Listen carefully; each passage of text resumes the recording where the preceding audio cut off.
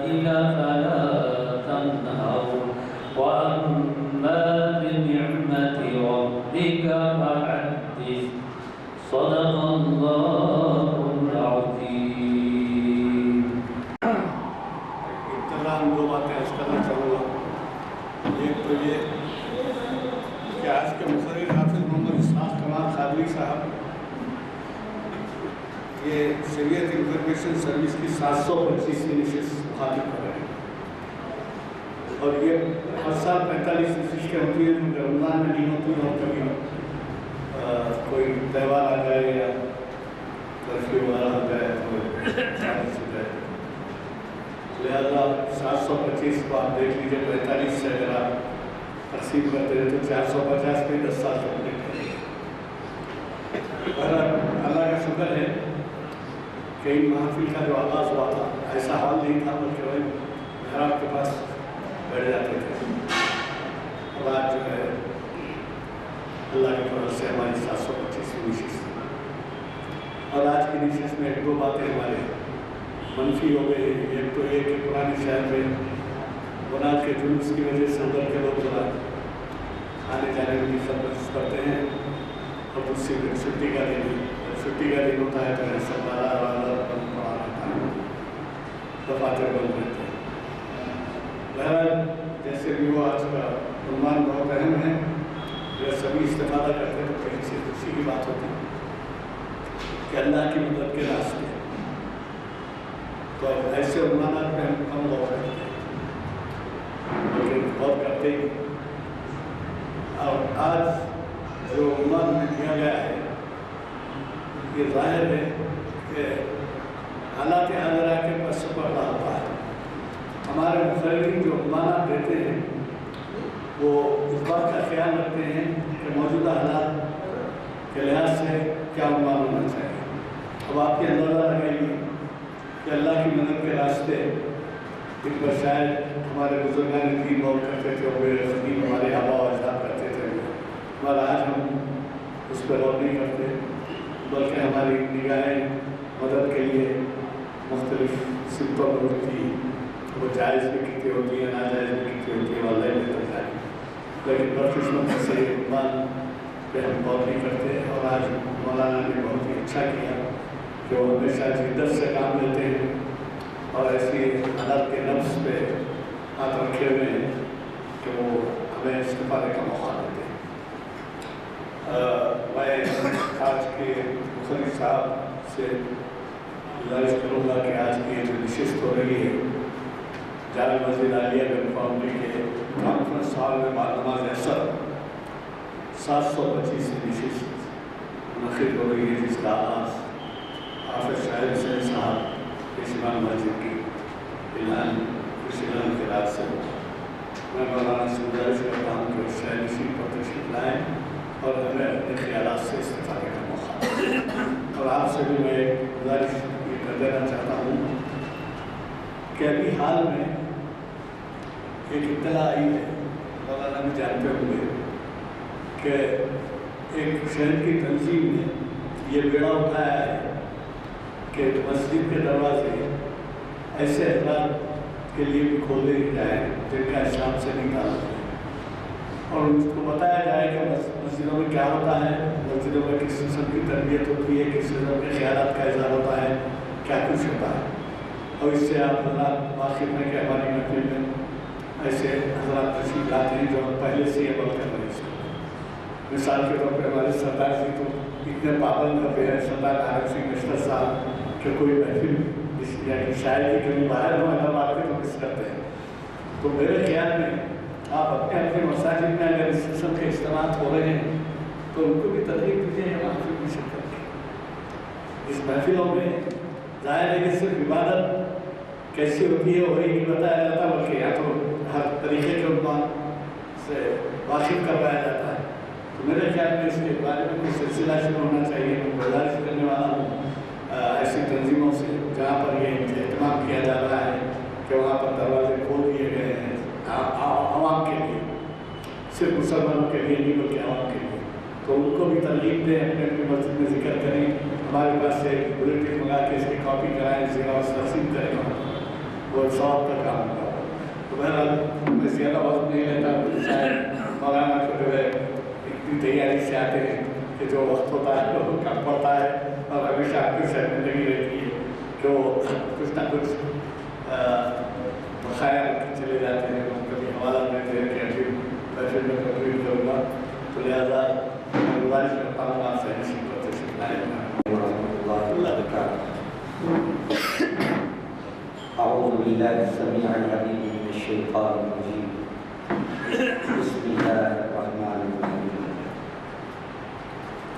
الحمد لله رب العالمين الرحمن الرحيم مالك يوم الدين والصلاة والسلام على سيدنا محمد وآله وصحبه أجمعين ومن تبعهم بإحسان إلى يوم الدين۔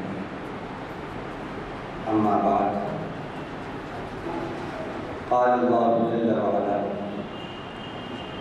يا أيها الذين آمنوا هل أدلكم على تجارة تنجيكم من عذاب أليم تؤمنون بالله ورسوله وتجاهدون في سبيل الله بأموالكم وأنفسكم ذلكم خير لكم إن كنتم تعلمون يغفر لكم ذنوبكم ويدخلكم جنات تجري من تحتها الأنهار ومساكن طيبة في جنات عدن ذلك الفوز العظيم وأخرى تحبونها نصر من الله وفتح قريب وبشر المؤمنين صدق الله العظيم۔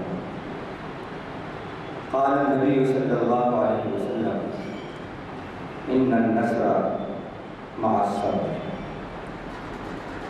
ہر قسم کی تعریف کے لائق اللہ ہی ہے جو تمام دنیاؤں کا پالنہار ہے، جو بہت ہی مہربان نہایت رحم فرمانے والا ہے، جو بدلے کے دن کا مالک ہے۔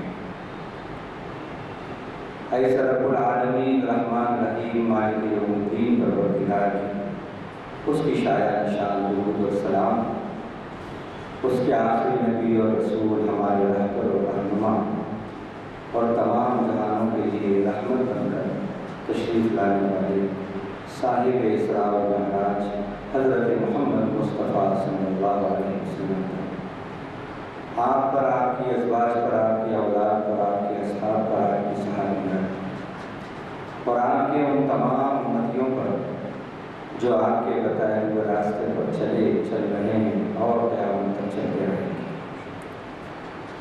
حمد و صلاۃ کے بعد جیسا کہ ابھی آپ نے ہمارے محترم شہر کے حیدرآباد کے سینئر ایڈوکیٹ جناب غلام یزدانی صاحب ایڈوکیٹ سے اس نشست کے بارے میں سنا کہ یہ شریعت انفارمیشن سروس کی 725 نشست آج 6 اگست 2018 مطابق 23 ذوالقعدہ 1449 بروز ہوئی۔ بامقام کانفرنس ہال مسجد عالیہ لن فاؤنڈری حیدرآباد تلنگانہ۔ اس وقت جس عنوان پر اپنے آمدے کو آپ کے سامنے دہرانا ہے اور پہلا مقصد اس آمدے کے دہرانے میں یہ کہ میں خود اپنے ایمان کو تازہ کروں اور پھر سامعین سننے والے اور یہ سننے والے پھر جن اللہ کے بندوں تک پہنچائیں ان کا ایمان بھی تازہ ہو اور ایمان قوی ہو، اور جو ایمان کے تقاضے ہیں اعمال صالحہ ان تقاضوں کو پورا کیا جائے۔ محفلیں سجتی رہتی ہیں، منعقد ہوتی رہتی ہیں،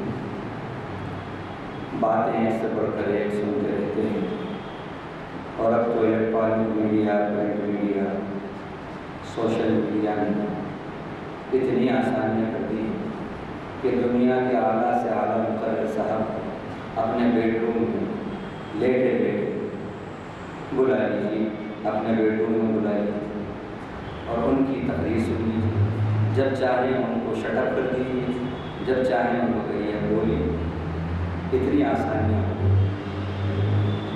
لیکن اسلام کی اشاعت آسانیوں میں نہیں، اسلام دشواریوں میں، مجاہدوں میں مل رہا ہے۔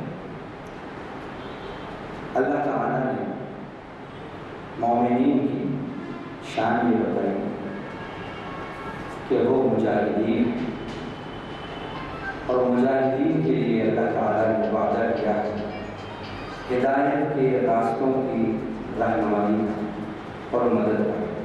وَالَّذِينَ جَاهَدُوا فِينَا لَنَهْدِيَنَّهُمْ سُبُلَنَا وَإِنَّ اللَّهَ لَمَعَ الْمُحْسِنِينَ۔ اللہ تعالیٰ نے جو اللہ کے دین پہ چلنے میں، چلانے میں، اللہ کے دین کو اللہ کے بندوں تک پہنچانے میں جو اس سے ناواقف ہیں، اپنا جان لگاتے ہیں، اپنا مال لگاتے ہیں، اپنا وقت لگاتے ہیں، اپنے جذبات کی قربانی دیتے ہیں، ان کو اللہ تعالیٰ نے سپیریئرٹی اور فوقیت دی ان لوگوں پر جو بیٹھے بیٹھے بس ساری باتیں کرتے رہتے ہیں۔ فضل اللہ المجاہدین علی القاعدین اجرا عظیما، فضل اللہ المجاہدین باموالہم وانفسہم علی القاعدین اجرا عظیما، اللہ نے فرمایا۔ تو آج کے جو حالات ہیں، ان حالات کے تحت ہم نے اس عنوان کا انتخاب کیا ہے۔ اللہ کرے کہ یہ عنوان ہماری زندگی کا عنوان بن جائے اور ہماری زندگی کے انقلاب کا سبب بن جائے۔ اس وقت کے جو اندرون ملک اور بیرون ملک جو حالات ہیں آپ سب واقف ہیں، چاہے وہ پڑوسی ملک ہو، چاہے وہ یمن ہو، سعودی عرب ہو، افغانستان ہو، عراق ہو، شام ہو، یمن ہو، یا ہمارا ملک ہو، راجستھان کا الور ہو، یا ہریانہ ہو، یا یو پی ہو، یا ایم پی ہو، اور اب قریب قریب آسام ہو، جو وہاں ہو رہا ہے بتانے کی ضرورت نہیں ہے۔ یہ سب کیوں ہو رہا ہے؟ اس کیوں کا حل، کیوں کا جواب آج کے خطاب کے اندر اللہ اور اس کے رسول نے اس کیوں کا کیا جواب دیا ہے۔ ہر طرف اسلام اور مسلمان باطل کی زد میں ہیں،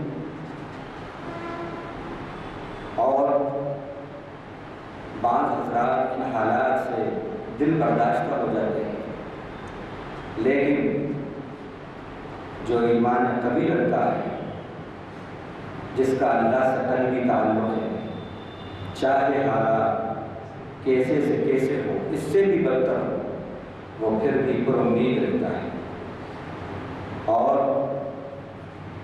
رب ذوالجلال کا اس کی زمین پر نمائندہ بن کر اس کے پیغام کو عام کرتا ہے۔ یہ اللہ نے مومنین کی خصوصیات بتائی۔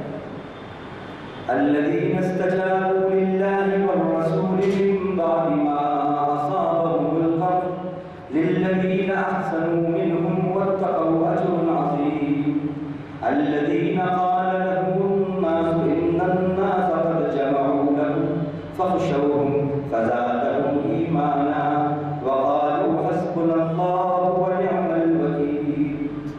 بندہ مومن کی اللہ نے یہ خصوصیات بتائی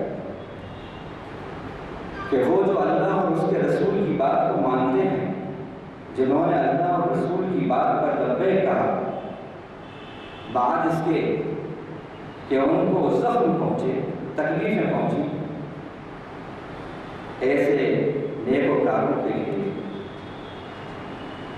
اللہ کی طرف سے اور اور ایسے تقوی والوں کے لیے اجر عظیم ہے، بڑا صلہ ہے۔ یہ وہ ہیں، ان کی خصوصیات یہ ہیں کہ جب لوگوں نے ان سے کہا الذین قال لهم الناس ان الناس قد جمعوا لكم، کہ دیکھو لوگ متحد ہو گئے ہیں، جمع ہو گئے ہیں تمہیں مٹانے کے لیے، تمہیں برباد کرنے کے لیے، منصوبے بن رہے تمہارا نام و نشان مٹانے کے لیے، بجائے اس کے کہ ایسی باتیں سن کر ان کی ہمت بست ہو اور ان کا ایمان بڑھ گیا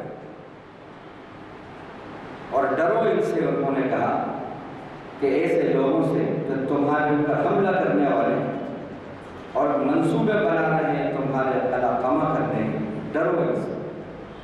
تو ایسے جملوں نے ان کے ایمان میں اور اضافہ کر دیا۔ جو قرآن کہہ رہا ہے فزادہم ایمانا، اس دھمکی نے ان کے ایمان میں اور اضافہ کر دیا۔ اور ان کی زبان پہ کیا جملہ ہے؟ وَقَالُوا حَسْبُنَا اللَّهُ وَنِعْمَ الْوَكِيلُ، اور انہوں نے کہا ہمارے لیے اللہ کافی ہے اور وہ بہترین کارساز ہے۔ تو بندہ مومن وہ ہے جو ایک نارمل حالات میں بے ہمت نہیں ہارتا، باہمت رہتا ہے۔ کیوں؟ اس لیے کہ ساری کائنات کا مالک اور خالق اس کے ساتھ ہوتا ہے، اس کو یقین ہے کہ اللہ اکبر، اللہ سب سے بڑا ہے، ان اللہ علی کل شیء قدیر، اللہ ہر چیز پر قدرت رکھتا ہے، اس کا یقین ہے۔ ان ینصرکم اللہ فلا غالب لکم، اللہ نے یہ فرمایا۔ اور من اصدق من اللہ قیلا، اللہ سے زیادہ بات کا سچا کون ہے؟ اور ان ربک فعال لما یرید، آپ کا رب جو چاہتا ہے وہ کر کے چھوڑتا ہے۔ واللہ غالب علی امرہ ولکن اکثر الناس لا یعلمون، اللہ اپنے حکم پر غالب ہے لیکن لوگوں کی اکثریت سمجھتی نہیں۔ ما قدر اللہ حق قدر، اللہ کی طاقت کا اور شان کا جیسا اندازہ لگانا چاہیے، ابھی لوگوں نے اندازہ نہیں لگایا کہ وہ کیسی شان والا، کیسی آن والا ہے۔ لیس کمثلہ شیء، اس کی طرح بھی کوئی نہیں ہے۔ وَلَهُ الْمَثَلُ الْأَعْلَىٰ فِي السَّمَاوَاتِ وَالْأَرْضِ، آسمانوں میں اس کی مثال بلند ہے، زمین میں اس کی مثال بلند ہے۔ وہ آسمانوں میں بھی اپنی ذات میں بے مثال ہے، زمین میں بھی اپنی ذات میں، اپنی صفات میں بے مثال ہے۔ اس نے فرمایا اور برحق فرمایا ان ینصرکم اللہ فلا غالب لکم، اگر اللہ تمہاری مدد کرے گا تو کوئی تمہارے اوپر غالب نہیں آ سکتا۔ وَإِن يَخْذُلْكُمْ فَمَنْ ذَا الَّذِي يَنصُرُكُم مِّن بَعْدِهِ، اور اگر وہ تمہیں رسوا کرے تو کون ہے جو تمہاری مدد کرے گا اس کے مقابلے؟ اللہ کا وعدہ ہے، وہ یقین رکھتے ہیں کہ مدد اللہ کے پاس سے آتی ہے، اللہ کے ہاتھ میں مدد ہے۔ مدد نہ اسباب میں ہے، نہ وسائل میں ہے، نہ پاور میں ہے، نہ سطح میں ہے، نہ سورس میں ہے، نہ فورس میں ہے۔ مدد خالق کائنات کی ہے، ہاتھ میں، اس کی قدرت میں۔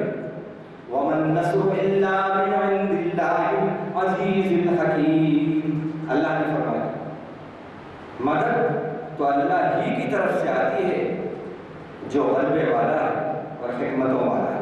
لیکن اب مدد آنے کے راستے کیا ہیں؟ کب آتی ہے اللہ کی مدد؟ اور یہ جو حالات ہمارے سامنے ہیں، ان پہ ہم کس طرح غالب آئیں اور ان حالات کا مقابلہ ہم کیسے کریں اور اللہ کی نصرت ایسے حالات میں کیسے آئے، یہ آج کے لیکچر کے اندر آپ کے سامنے کچھ باتیں ہیں۔ اللہ کی مدد کے راستے، اس کے اندر 5 پوائنٹس ہیں جن پر بات کرنا ہے۔ سب سے پہلے نصرت کے معانی کیا ہے؟ نصرت، اللہ کی مدد، اس کے معنی کیا ہے؟ نمبر 2، نصرت کا ذکر قرآن میں، پھر 3، نصرت کا ذکر حدیث میں، نمبر 4، اسباب نصرت کیا ہے اور اشکال نصرت کیا ہے، نصرت کی شکلیں کیا ہیں، نمبر 5، تکملہ اور تفصیل۔ تو سب سے پہلے نصرت کے معنی، لغت کے اندر نصرت کے معنی آتے ہیں، نمبر 1 اتیاد الخیر و ایتاء، بھلائی کو لانا اور بھلائی کا عطا۔ نمبر 2 اعانت المظلوم، مظلوم کی مدد کرنا، جیسا کہ لسان العرب اور معجم المقاییس جو مشہور اپنی کتابیں ہیں۔ نمبر 3 العطا، مدد، اللہ کی مدد۔ مدد کو بھی نصرت کہا جاتا ہے۔ بارش جو اللہ کی بارہ رحمت ہوتی ہے، یہ بھی کبھی کبھی اللہ کی مدد کے لیے بولا جاتا ہے۔ العون، اعانت۔ نمبر 5 الفوز، کامیابی۔ نمبر 6 غلبہ، ڈومینیشن۔ کتنے معنی کے اندر یہ لفظ بولا جاتا ہے۔ اب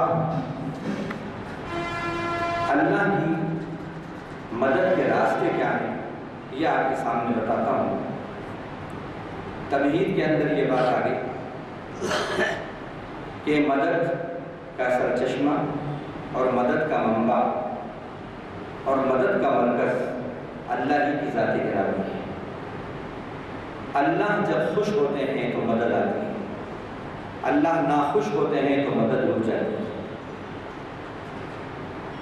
کیونکہ آپ کسی سے کوئی چیز حاصل کرنا چاہتے ہیں تو اس کو خوش کر کے اس کی مرضی کو اپنا کر ہی حاصل کر سکتے ہیں۔ اس کو ناراض کر کے آپ اس سے وہ چیز لیں ناممکن ہے۔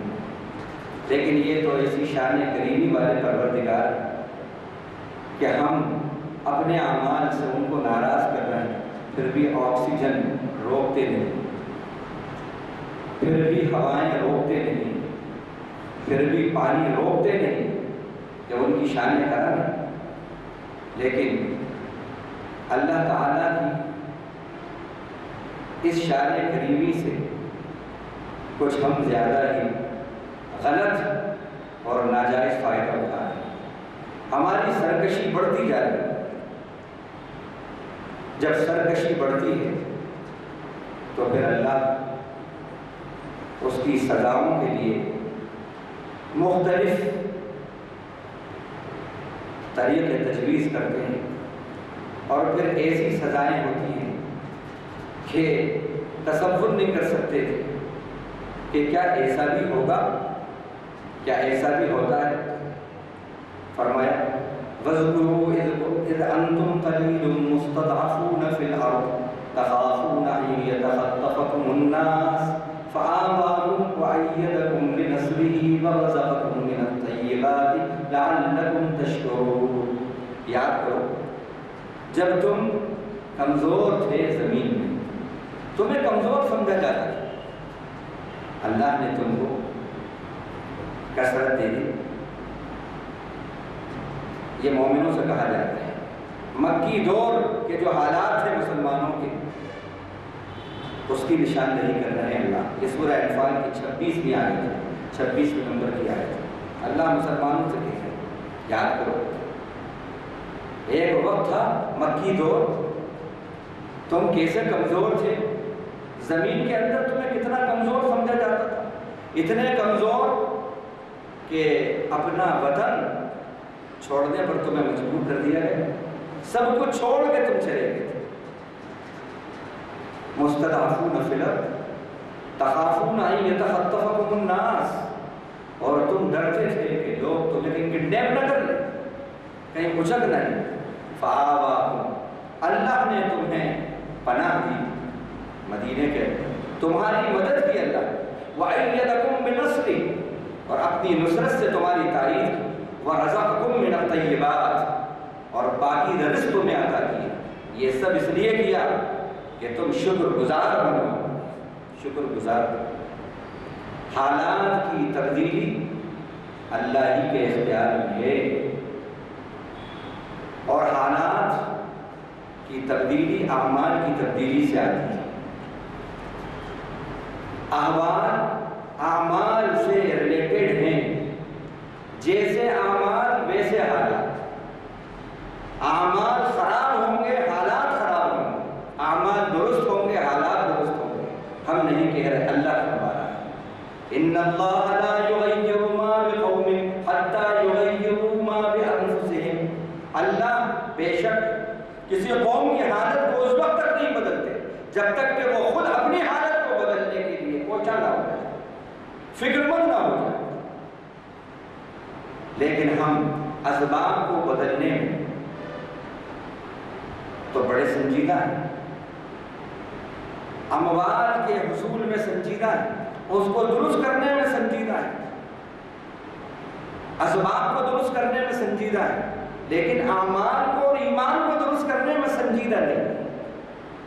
اسباب اور اموال کو درست کرنے کا یہ حال ہے کہ 24 گھنٹے بس اسی کی فکر رہتی ہے، میرا مکان کیسے بہتر ہو، میرا کیپٹل میں کیسے اضافہ ہو، میری پراپرٹی میں کیسے اضافہ ہو، میرے سورس میں میرے فورس میں کیسے اضافہ ہو، میرے عہدے میں کیسے اضافہ ہو، میری ڈگنیٹی اور پوزیشن میں کیسے اضافہ ہو، بس ہر لمحہ یہی فکر ہے۔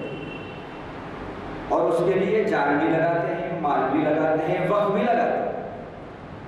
معاف کیجئے، جیسے اپنے اموال کو، اسباب کو، خواہشات کو، دنیا کی ترقیوں کو بہتر سے بہتر بنانے کے لیے 24 گھنٹے ڈیووٹیڈ ہیں، ٹوٹلی ڈیووٹیڈ ہیں آپ۔ معاف کیجئے، کیا اللہ تعالیٰ کے دین کی سربلندی کے لیے پارٹلی بھی ڈیووٹیڈ ہیں آپ؟ پوچھ رہے ہیں آپ سے، نہیں، نہ اللہ کے دین کی اشاعت کے لیے، اس کے دین کی سربلندی کے لیے نہ ہمارے پاس وقت ہے، نہ ہمارے پاس مال ہے، اور نہ ہمارے پاس اس کے لیے جان ہے۔ اقبال نے کہا تھا، میری زندگی کا مقصد تیرے دی کی سرفرازی، میری زندگی کا مقصد تیرے دی کی سرفرازی، میں اسی لیے مسلمان، میں اسی لیے نمازی۔ آپ کے مسلمان ہونے کا اور نمازی ہونے کا مقصد کیا ہے؟ کیا صرف مسلمان جمعے اور عیدین کے مسلمان ہیں، رمضانی مسلمان ہیں؟ صحابہ تو ایسے نہیں تھے، اسلاف تو ایسے مسلمان نہیں تھے۔ مسلمان ہونے اور نمازی ہونے کا مقصود اور مطلوب کیا ہے؟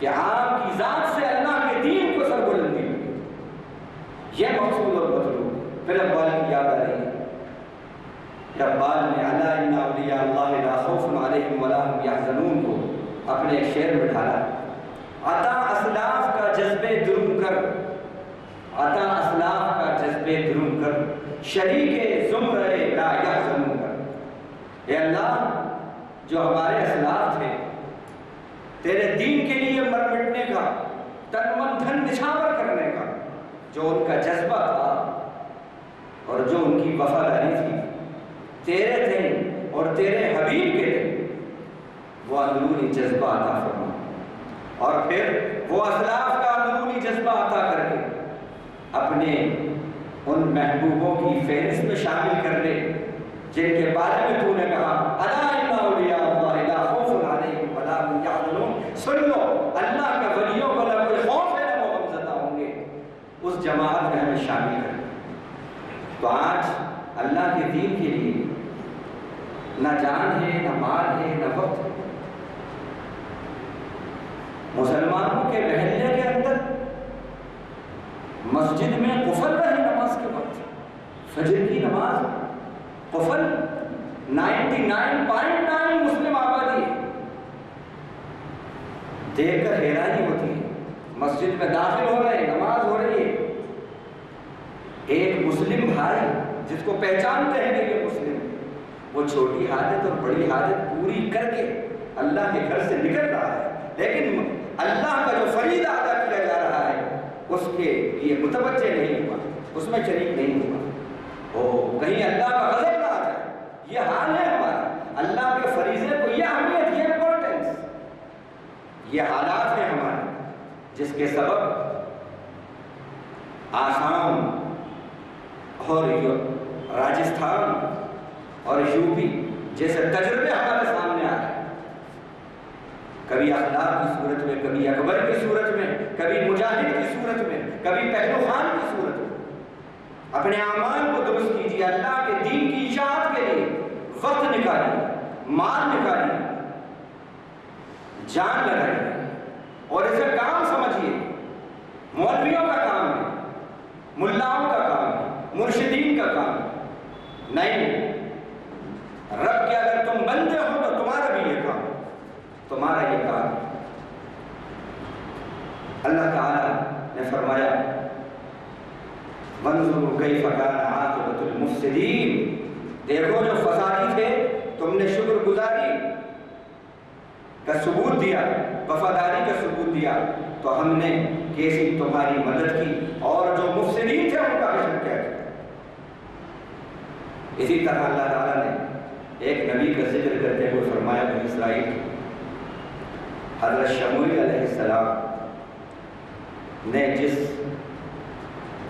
کمانڈر کو بھیجا تھا، طالوت کو بھیجا تھا، ان کا ذکر کرتے ہوئے فرمایا ان کے ساتھ ایمان والے تھے اور ان کا مقابلہ بڑی بھاری فوج سے تھا۔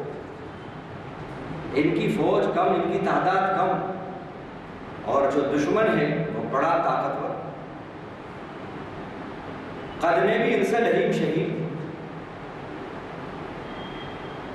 اب وہاں پر جب انہوں نے دیکھا کہ یہ ایسے دشمن، ہمارا دشمن ایسا ہے، ایسا طاقتور ہے،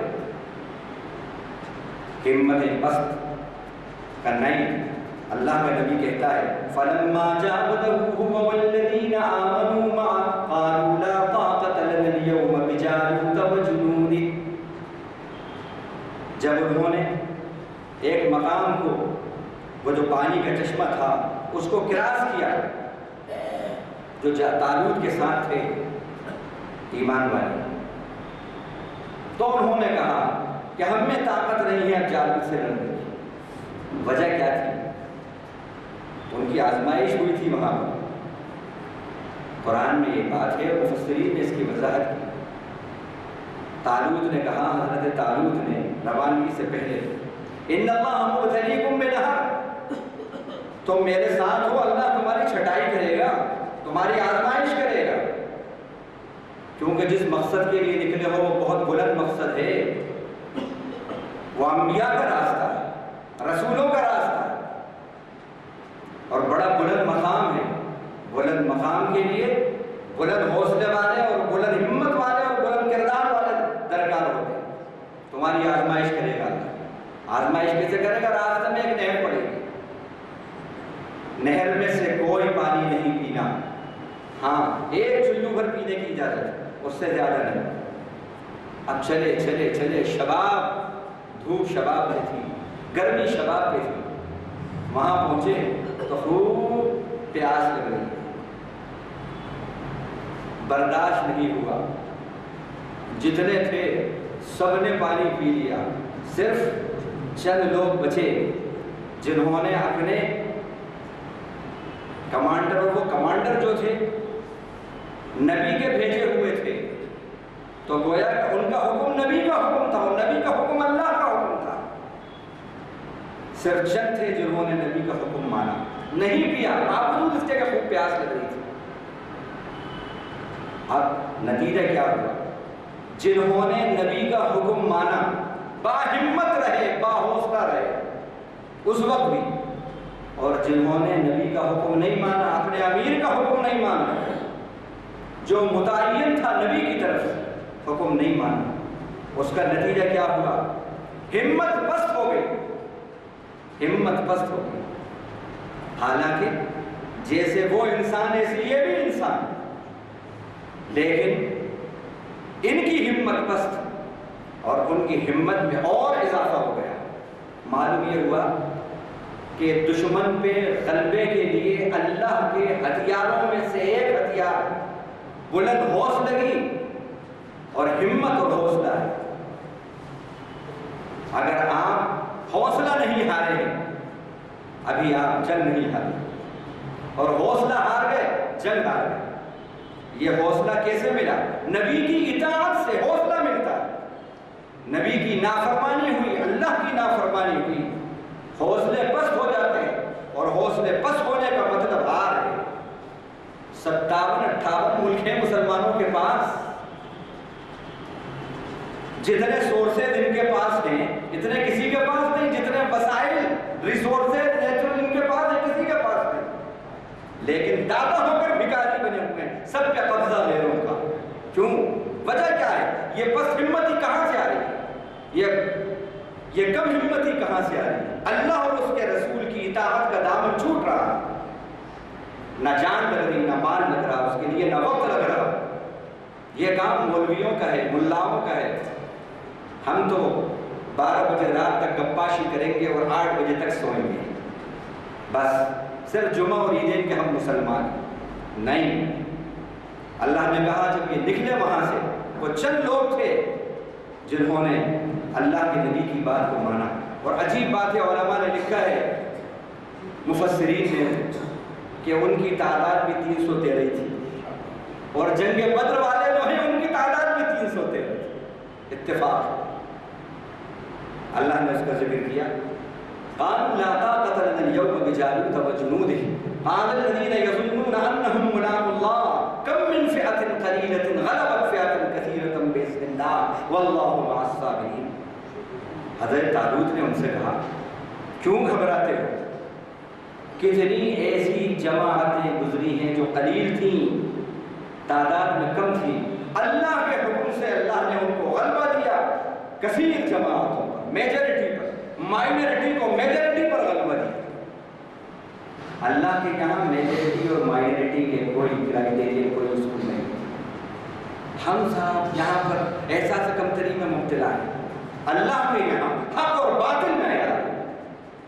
اگر آپ حق پر ہیں غلبہ ملے گا، غلبہ ملے گا، لیکن اکثریت ثابت کیجیے تو یہ ہو گلاب کا ایک پھول، ریئل روز، حقیقی گلاب، اور پورا شہر حیدرآباد کاغذی گلابوں سے بھر جائے، وہ ایک جو ریئل روز ہے وہ سارے شہر حیدرآباد کے کروڑہ پھولوں پر بھاری ہوگا۔ حالانکہ دیکھنے میں اس کا مقابلہ نہیں کر سکتے، لیکن وہ جو حقیقی گلاب ہے سب پہ بھاری ہے۔ اسی طرح ایک ایمان والا، خدا کا وفادار، خدا پہ یقین رکھنے والا، رسول کی سچی اطاعت کرنے والا، اللہ سے سچی محبت کرنے والا، اس کے لیے اپنا جان اور مال لگانے والا، اس کی دین کی اشاعت کے لیے اپنے آپ کو ڈیووٹ کرنے والا، یقیناً وہ ایک ہے اور سب پہ بھاری ہے۔ مسلمان ایک کا غلام اور کائنات کا امام ہوگا۔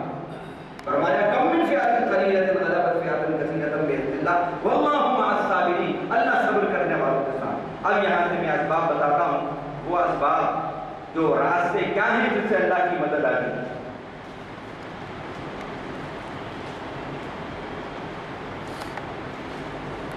نمبر 1 صبر، جیسا کہ اس آیت کے اندر بتایا، حق پر جمے رہنا، حالات چاہے کیسے ہی آئیں، اسٹیبلٹی۔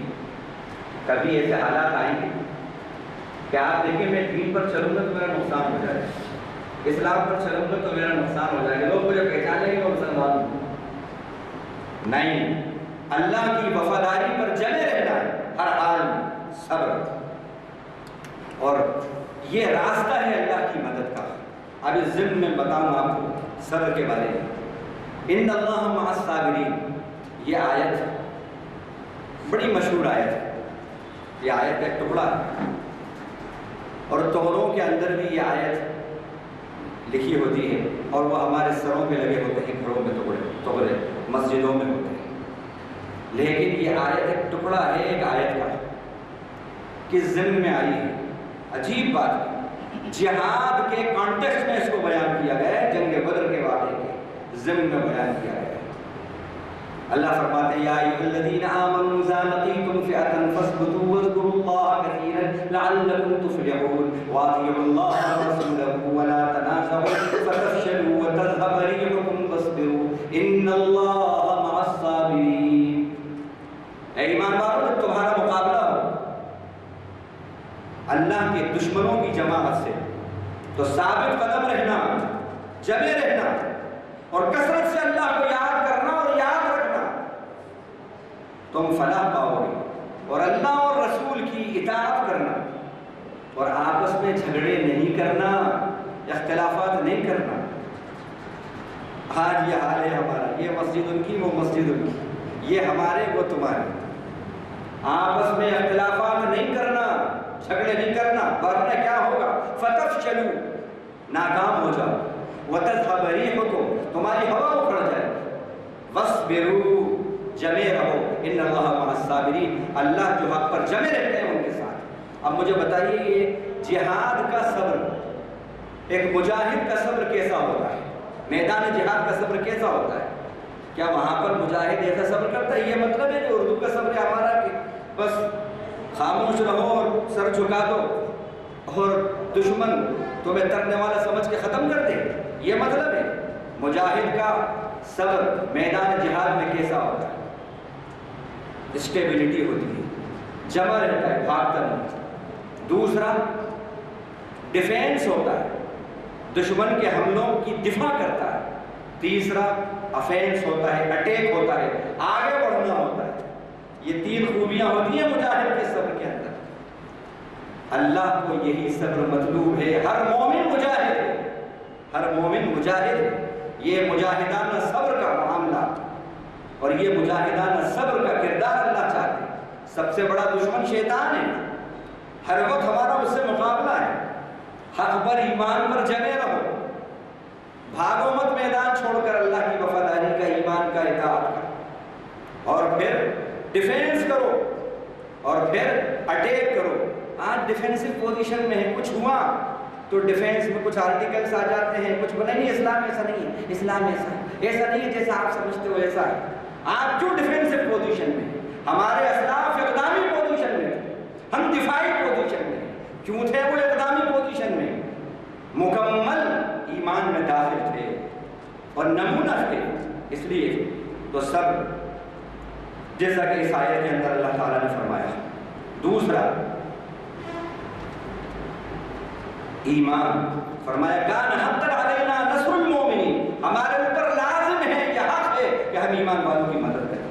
فرمایا انا لننصر رسلنا والذین آمنوا فی الحیات الدنیا ویوم یقوم الاشہاد، بے شک ہم ضرور مدد کریں گے ایمان والوں کی اس دنیا کی زندگی میں بھی، آنے والی جو زندگی ہے اس میں بھی مدد کریں گے، اور ہمارے اوپر حق ہے کہ ہم مومنوں کی مدد کریں۔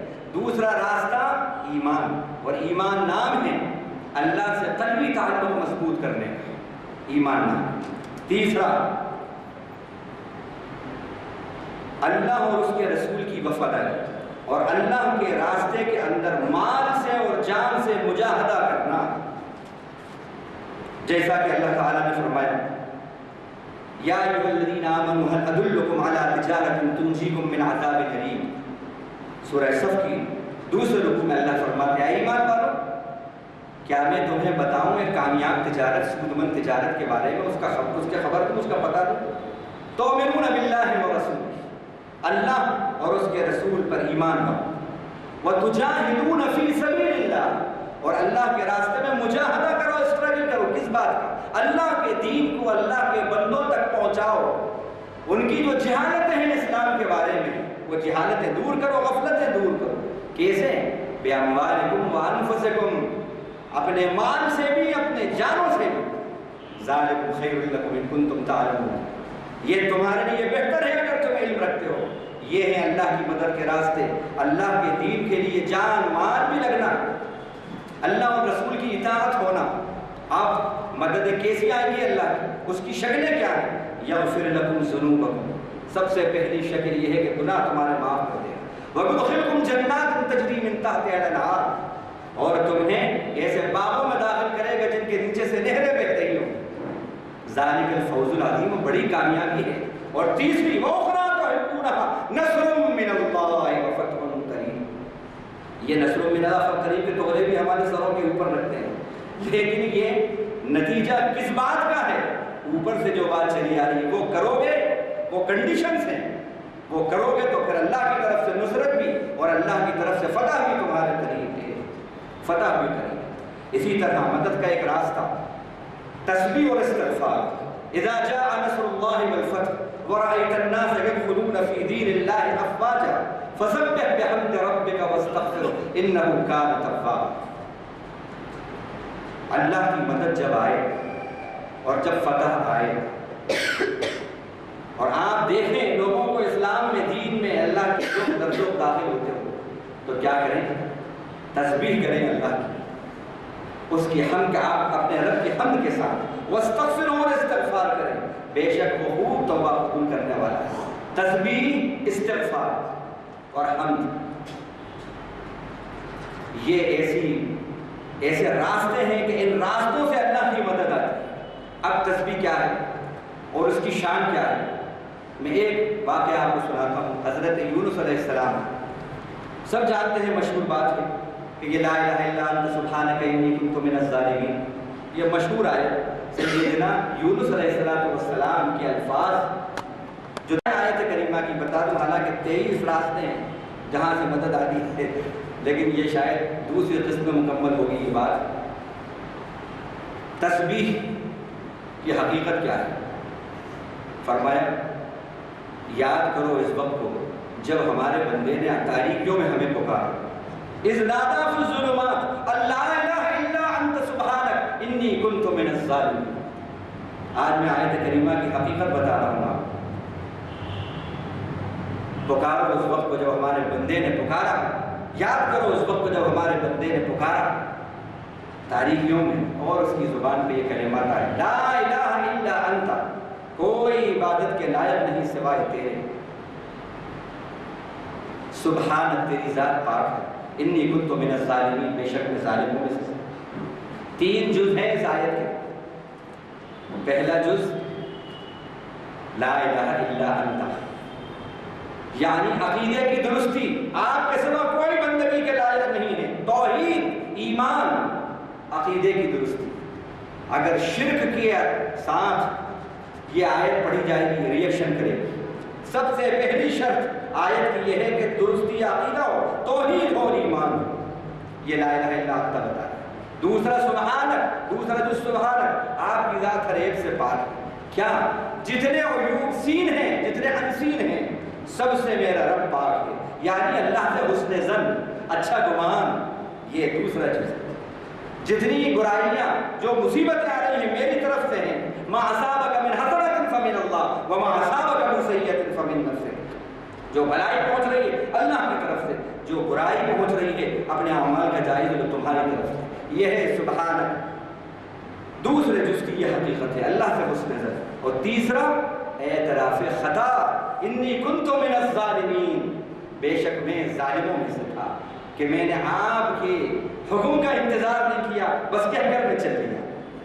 میں اس تفصیل میں نہیں جا رہا۔ تو یہ 3 ہیں جز آیت کریمہ کی، درستی عقیدہ، اللہ سے حسن ظن، اور تیسرا اعتراف خطا، اپنی خطا پر نظر، رب کی عطا پر نظر۔ پھر یہ آیت کریمہ اپنی شان دکھاتی ہے۔ اور تسبیح کی بتا دوں آپ کو کہ تسبیح کی کیا، اس تسبیح کی کیا عظمت اللہ نے بتائی۔ فرمایا لولا انه كان من المسبحين للبث في بطنه الى يوم يبعثون، اگر یونس علیہ السلام تسبیح کرنے والوں میں سے نہ ہوتے تو وہ اس دن تک مچھلی کے پیٹ میں رہتے جس دن تک لوگ اٹھائے جائیں گے، یعنی قیامت تک۔ اللہ اکبر، فیصلہ ہو گیا تھا ایسی سزا کا۔ قیامت کوئی معمولی بات ہے، لاکھوں سال بھی ہو سکتے ہیں، اللہ ہی کو معلوم ہے۔ یہ سزا بھی تجویز ہو گئی تھی، لیکن تسبیح کی عظمت اور تسبیح کی شان کیا ہے؟ چند گھنٹوں کے اندر یا چند دنوں کے اندر اللہ تعالیٰ نے وہ سزا جو ہزاروں سال کی سزا تھی تخفیف کر کے ختم کر دی۔ یہ ہے تسبیح کی شان، یہ ہے استغفار کی شان، یہ ہے اللہ کی حمد و ثنا کی شان۔ آج ہمارے پاس اللہ کی نہ حمد و ثنا کا وقت ہے، نہ استغفار کا وقت ہے، نہ تسبیح کا وقت ہے۔ استغفار یہ نہیں ہے کہ بس جیسے کہ ہوتا ہے کہ بس سوری ایک گرانٹیڈ ایک بات ہے، نہیں۔ استغفار کا مطلب اپنے گناہوں پر، اپنی خطاؤں پر نظر رکھ کے ندامت کے ساتھ، عاجزی کے ساتھ اس کی اصلاح کی فکر کرتے ہوئے اللہ سے معافی مانگنا۔ اس استغفار پر اللہ کی مددیں آئیں، اولاد کے عطا ہونے کی بشارت دی ہے اللہ نے، بارشوں کے برسنے کی بشارت دی ہے، خوشحالی کی بشارت دی ہے، اور یہ اللہ کی مدد کا راستہ ہے۔ یہ ہے تسبیح، حمد اور استغفار کی شان اور عظمت جو اللہ تعالیٰ نے یہاں پر بتائی۔ اسی طرح اب چوتھی بات اللہ کا ڈر، اللہ کا خوف. جو مدد کے راستے ہیں اللہ کا ڈر اور اللہ کا خوف. اللہ فرماتے ہیں من یطع اللہ ورسولہ ویرجو اللہ ویتقہ فاولئک هم الفائزون. اس میں چوتھی اور پانچویں بات آ گئی. جو اللہ کی بات مانے گا، اس کے رسول کی بات مانے گا اور اللہ سے ڈرے گا اور پرہیزگاری کی زندگی گزارے گا. یہ بتائے اللہ نے تین راستے بتائے: اللہ کی اطاعت، رسول کی اطاعت، اللہ کا ڈر اور خوف، اور پرہیزگاری، اللہ کی ناراضگی کے بچنا. یہ ہوں گے بات. اللہ کا وعدہ ہے کہ اللہ تعالیٰ پھر کیا کرے گا؟ وَمَن يَخْشَ اللَّهَ فَأُولَٰئِكَ هُمُ الْفَائِزُونَ. وہی لوگ کامیابی حاصل کریں گے، وہی لوگ کامیاب ہوں گے. یہ اللہ تعالیٰ نے فرمایا سورہ نور آیت نمبر 52 کے اندر. اسی طرح 6 اور 7 اذا جاء نصر اللہ والفتح ورأيت الناس يدخلون، جو اس میں ہم نے پڑھا تسبیح اور استغفار، یہ ہو چکا. 8واں نصرت خدا بندی کیسے آتی؟ ان تنصروا اللہ ینصرکم. 8واں جو ذریعہ ہے، جو راستہ ہے اللہ کی مدد ہے، اللہ کے دین کی مدد ہے. بھائی اسی پہ بات ختم کریں گے کیونکہ وقت ہو رہا ہے. اب جو بقیہ ہیں پوائنٹس انشاءاللہ وہ آپ کے سامنے بتائیں گے. اس آخری بات پر بات ختم ہوگی. یا ایھا الذین آمنوا ان تنصروا اللہ ینصرکم ویثبت اقدامکم. اے ایمان والو، اگر تم اللہ کی مدد کرو گے تو اللہ تمہاری مدد کرے گا. مجھے بتائیے، کیا اللہ ہماری مدد کا محتاج ہے؟ واللہ خیر الناصرین. اللہ نے کہا کہ وہ بہترین مددگار ہے. نعم المولا و نعم النصیر. وہ بہترین مولا، کارساز اور بہترین مدد کرنے والا ہے. کیا مطلب ہے اس مدد کا؟ کیا مطلب ہے؟ اللہ کے دین کی مدد کا مطلب ہے کہ اللہ کے دین کی اشاعت میں مجاہدہ کرو، اسٹرگل کرو، اپنی جان سے، اپنی مال سے اور قرآن کی اشاعت سے. یہ بھی اللہ نے فرمایا. سورہ فرقان، یہ تو مکی صورت ہے. جہاد ہم سب جانتے ہیں مدنی دور کے اندر فرض ہوا ہے، 2 ہجری کے اندر. لیکن اس سورت کی یہ آیت ہے، اس میں کہا لا فلا تطع الکافرین وجاہدہم بہ جہادا کبیرا.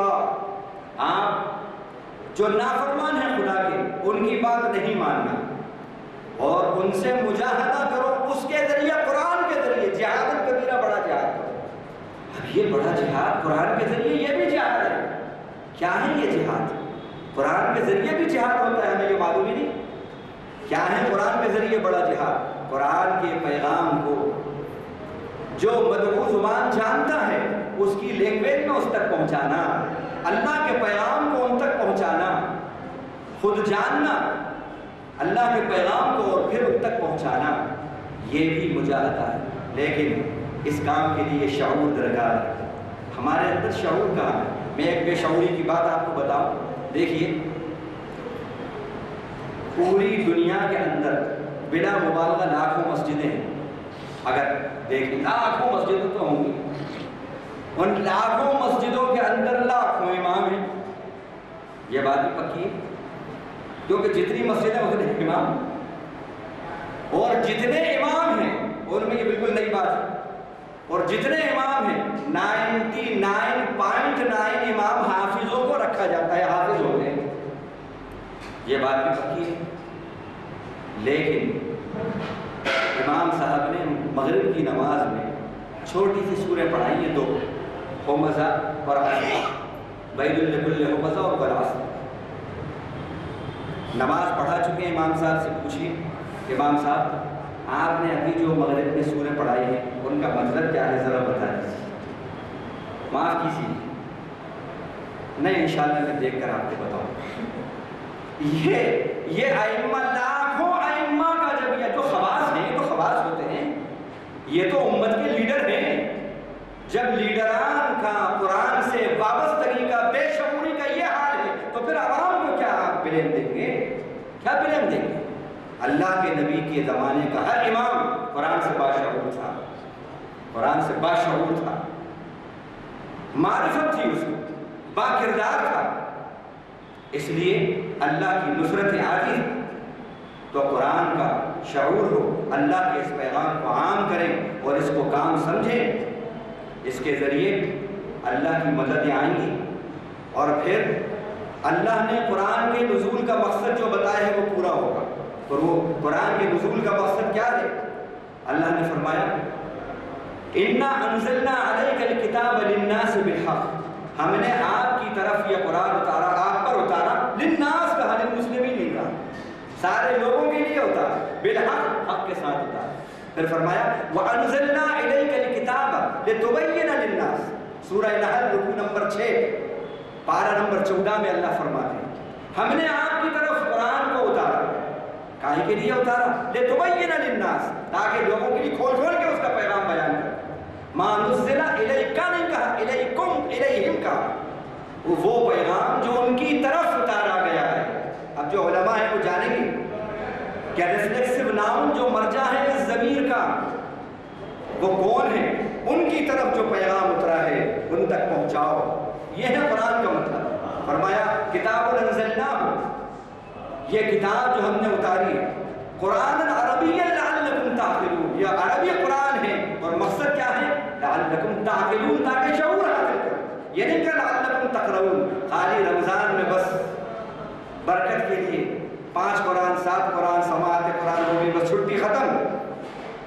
عجیب بات ہے۔ اب کیسے یہ ہوا ہمارے شہر کے اندر کہ ایک صاحب نے پورے رمضان ہر روز تراویح میں قرآن ختم کیا، اللہ جانے کیسا قرآن پڑھا، اور پھر یہ بڑا اشتہار پہلے بھی اور بعد میں بھی آیا، اور پھر یہ کہا گیا اسلامی تاریخ کے اندر آج تک ایسا کسی نے قرآن کا خاتمہ نہیں کیا، قرآن کو ختم نہیں کیا ہے۔ یہ فخر ان کو حاصل ہے، یہ شرف ان کو حاصل ہوا، انڈائریکٹلی اس کے اندر پبلسٹی ہو رہی ہے، اور اللہ نے پبلسٹی کو حرام کرا ہے۔ اللہ کے نبی نے فرمایا میں تمہیں پر ڈر رہا ہوں، شرک اصغر سے ڈرتا ہوں، یہ آپ کی آخری وصیتوں میں شرک اصغر سے ڈر رہا ہوں۔ لوگوں نے پوچھا اللہ کے نبی شرک اصغر کیا ہے؟ آپ نے فرمایا ریاکاری، دین کے کاموں میں ریاکاری۔ جب دین کے کاموں میں ریاکاری آ جائے، کیمرہ مین جب تک نہیں ہو، پبلسٹی نہیں ہو، تو اس وقت تک کام نہیں ہوگا، یہ آئے گا ہلاک ہو جاؤ گے، دشمن تم پر غالب آ جائے۔